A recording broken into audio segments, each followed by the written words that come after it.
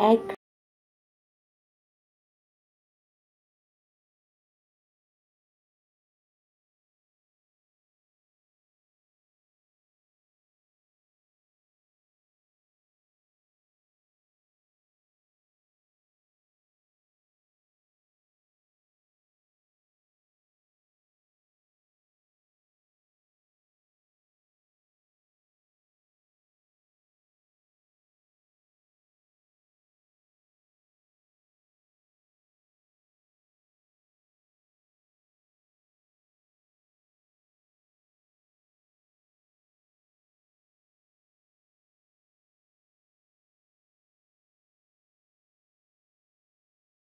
স্কুলে গিয়ে স্যারের কাছে বকা খেয়েছিল পড়া করিনি তাই।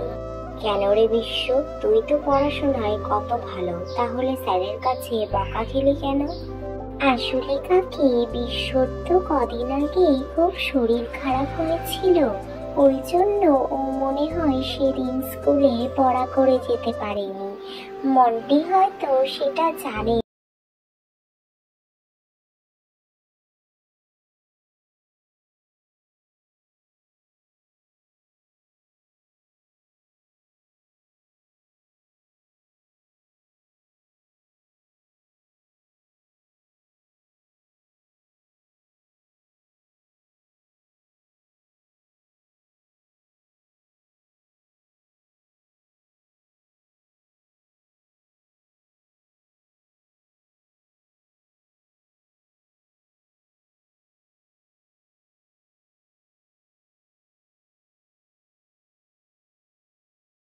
বলবো, তাহলে শুরু করি। মোহনপুর গ্রামে বসবাস করত এক বৃদ্ধা মহিলা। তার ছিল 2 ছেলে। বড় ছেলে আর তার বউ গ্রামে সেই বৃদ্ধা মহিলার সাথেই থাকতো। বড় ছেলে মাঠে চাষবাস করত আর তার বউ বাড়ির সমস্ত কাজকর্ম করত। আর অন্যদিকে তার ছোট ছেলে আর ছোট বৌমা শহরে থাকতো। তারা দুজনে একটা ভালো অফিসে চাকরি করত। বাবা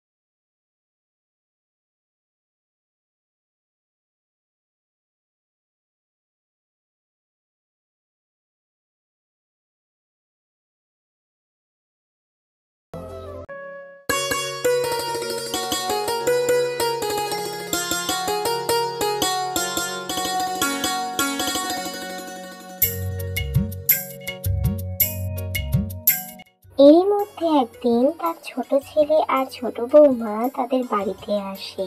আরে বাবা গোপাল, কেমন আছিস? ছোট বৌমা, কেমন আছো তোমরা? তোমাদের কথা তো খুব মনে পড়ে। হ্যাঁ মা, আমরা তো ভালো আছি। তোমরা সবাই কেমন আছো? আমাদের তো দিনকাল মোটামুটি চলে যাচ্ছে। তা তোকে ফোন করলে তুই তো ফোনই ধরিস না। আরে আরে না বাবা, তোমাদের অনেক কথাবার্তা হয়েছে, এবার তো ওদের দুজনকে একটু বিশ্রাম নিতে দাও, তারপরে আবার কথা বলো তোমরা। হ্যাঁ বৌমা, তুমি ঠিকই বলেছ, যাও ওদের ঘরে নিয়ে যাও, ওরা একটু বিশ্রাম নিয়ে নি। হ্যাঁ মা, আপনি ঠিকই বলেছেন, আসলে অনেক সকালে বেরিয়েছি তো ওই জন্য একটু টায়ার্ড হয়ে পড়েছিলাম, ফ্রেশ হলে একটু ভালো লাগবে। ছোট, এই হচ্ছে তোদের ঘর, কোনো কিছু অসুবিধা হলে অবশ্যই আমাকে জানাস। আর ওইদিকে স্নান ঘর, তুই যা গিয়ে একটু মুখ হাত পা ধুয়ে নে, তাহলে দেখবি ভালো লাগবে। এই ঘরে আমাকে থাকতে হবে, ঘরে কোনো এসিও লাগানো নেই, আমি কি করে থাকবো এত গরমের মধ্যে? ঠিক আছে বৌদি, তুমি এখন যেতে পারো। আমাদের যদি কোনো সুবিধা অসুবিধা হয় অবশ্যই তোমাকে জানাবো। এরপরে বড় বউ তাদের 2 ভাইকে একসাথে খেতে দিল। আরে বাবা, তা তোর কাজ বাজের কি খবর? সবকিছু ভালোভাবে চলছে তো?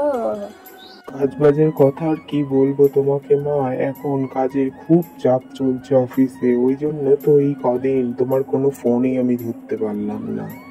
সত্যি মা, এখন অফিসে এত কাজের চাপ যে আমিও তোমাদেরকে যে একটা ফোন করব সে সুযোগ হয়েই ওঠে না। আচ্ছা বাবা, তোমরা খাওয়ার সময় একটু চুপ থাকো না, ওদেরকে শান্তি মতন খেতে দাও, তারপরে না হয় তোমরা দরকারি কথাবার্তাগুলো বলো।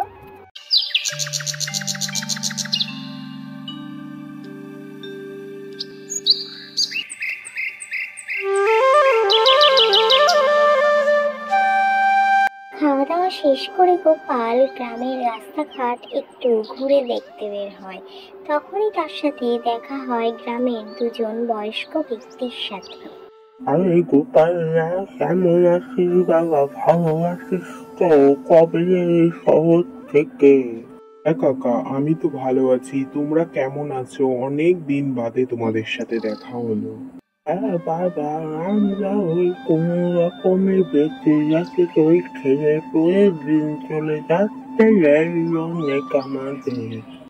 কাকা, আমি এখন একটু বাড়ির দিকে যাই, মিনা বাড়িতে একাই আছে।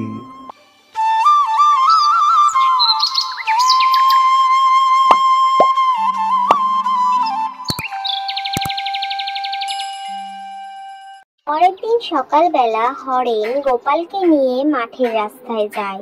সে জমিতে কি চাষ করেছে সেটাই তার ভাইকে দেখাতে চায়।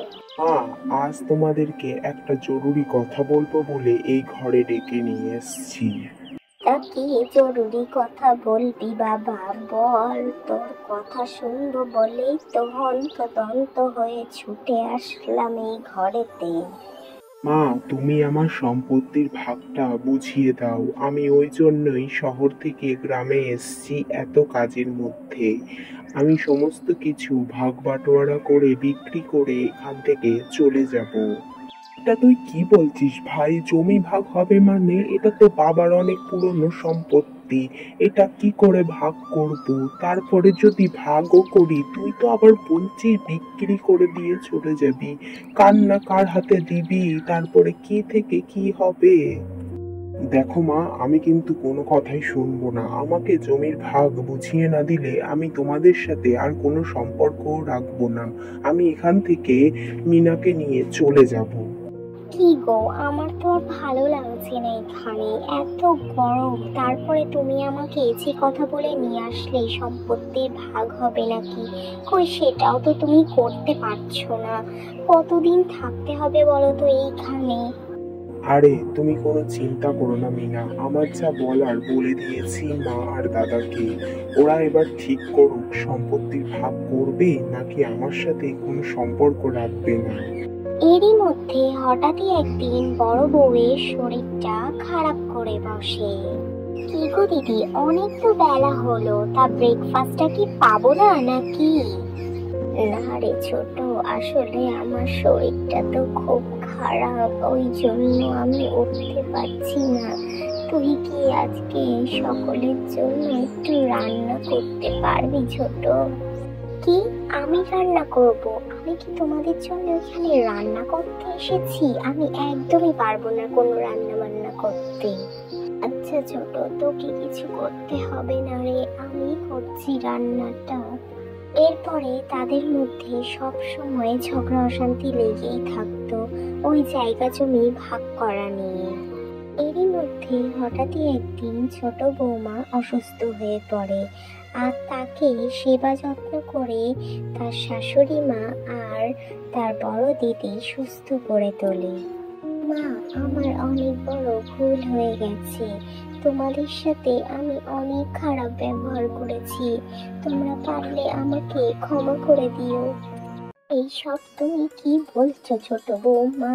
তোমরা দুজনেই আমার মেয়ের মতন, তোমরা অন্যায় করবে, আমি তোমাদের শাসন করব, এইভাবেই তো মা মেয়ের সম্পর্ক বজায় থাকে কিনা? হ্যাঁ রে ছোট, তুই আর দুঃখ পাস না, তুই তো আমার ছোট বোনের মতন। এবার থেকে আমরা দুজনে মিলেমিশে বোনের মতন থাকবো। কি রে গোপাল, তুই এত জরুরি তলব করে সবাইকে এখানে ডেকে পাঠালি, কি ব্যাপার কি তোর? ব্যাপার কি মানে, তোমাকে যে বলেছিলাম জমি ভাগ করে দেওয়ার কথা, তুমি কি সেই কথাটা শুনেছো? তা কবে দিচ্ছ তুমি জমি ভাগ করে? তুমি বলো দেবে কি দেবে না, না হলে আজই আমি মিনাকে নিয়ে এখান থেকে চলে যাব। না গো মা, কোনো জমি ভাগ করা হবে না। আমি এখান থেকে কোথাও যাব না। আমি এখানেই সে শিখেছি পরিবারের মর্ম। সবাই একসাথে থাকলে এ ওর বিপদে কিভাবে পাশে থাকতে পারে। এটা তুমি কি বলছো মিনা? তুমি আমাকে বললে জমি ভাগের কথা, এখন তুমি বলছো কোনো জমি ভাগ হবে না। এই জন্য তুমি তাড়াহুড়ো করে শহর থেকে গ্রামে নিয়ে আসলে আমাকে। হ্যাঁ, আমি বলেছিলাম জমি ভাগের কথা তোমাকে, কিন্তু আমি আমার ভুল বুঝতে পেরেছি। এখন আমি সেটা চাই না আর। আরে বাবা, তোরা নিজেদের মধ্যে এত ঝগড়া শান্তি করিস না তো। আমি আর কটা দিনের অতিথি মাত্র। যতদিন বেঁচে থাকবো একটু শান্তিপূর্ণভাবে বাঁচতে চাই তোদের সকলকে নিয়ে। তাহলে মা কি ঠিক হলো? বাবার জমি তাহলে বিক্রি আর হবে না তো? আমরা সবাই একসাথে থাকছি। আরে বাবা, তুমি সোজা কথা সোজাভাবে বোঝো না নাকি? ছোট কি বললো তুমি শুনলে না? এবার থেকে আমরা সবাই একসাথে থাকবো আর হাসি খুশি ভাবে দিনটা কাটাবো। এরপর থেকে বৃদ্ধা মহিলা তার 2 ছেলে আর 2 বৌমাকে নিয়ে সুখে শান্তিতেই ঘর সংসার করতে লাগলো। তাহলে বাচ্চারা, আজকের গল্প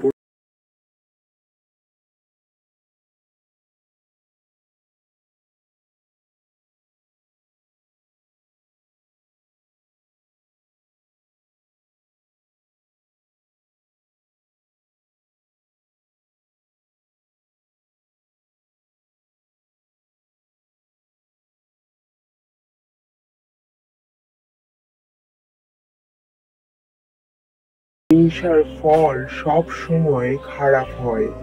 তাহলে আজ আমরা যাই, আবার ফিরে আসবো নতুন একটা গল্প নিয়ে।